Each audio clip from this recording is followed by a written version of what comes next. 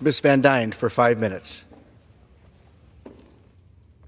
Mr. Speaker, I rise in strong support of the Stop Campus Hazing Act. I rise on behalf of those who cannot, including Dalton Debrick, an Irving native who tragically lost his life at the young age of 18.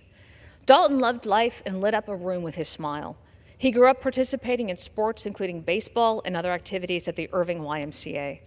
These experiences led Dalton to work with children, and after originally declaring an engineering major, inspired him to switch paths to pursue a career in coaching and teaching.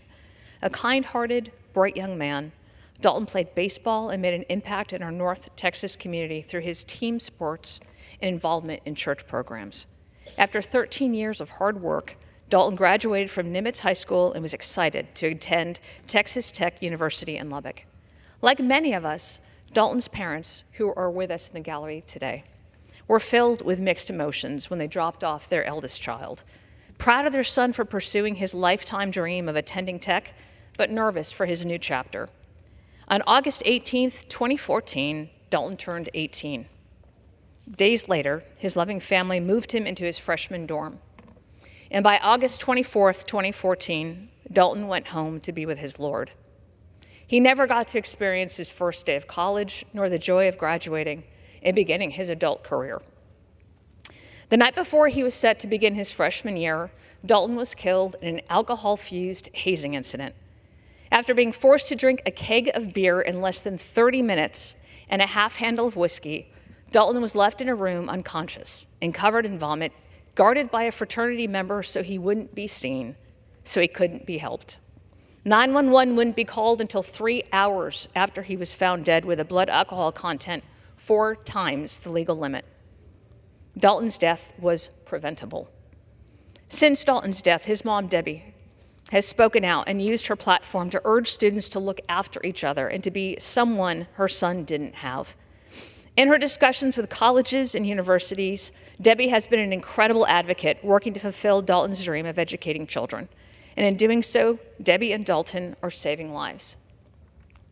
Debbie has worked with the Anti-Hazing Coalition to warn families about the dangers of hazing and to pass legislation that will help prevent other parents from experiencing this immeasurable loss.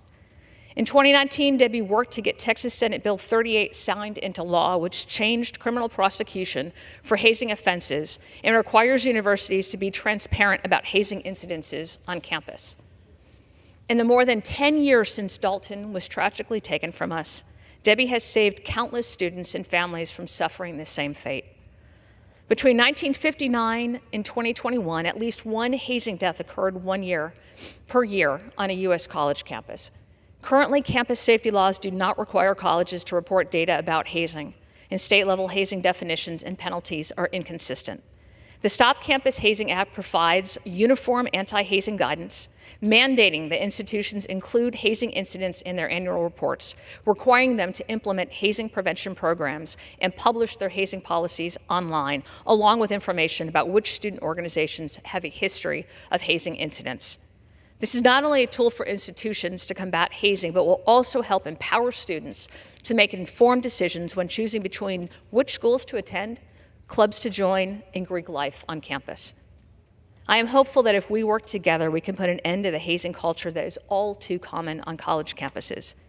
It's imperative that we protect students, that we provide parents with reassurance, ensure accountability for perpetrators, and save lives. I'd like to thank Debbie and her husband for her tireless work, advocating not only for Dalton, but the countless other parents who've tragically lost their children the same way. I thank my colleagues for supporting this important legislation as we take a crucial step to stop these preventable tragedies. Thank you for being here today.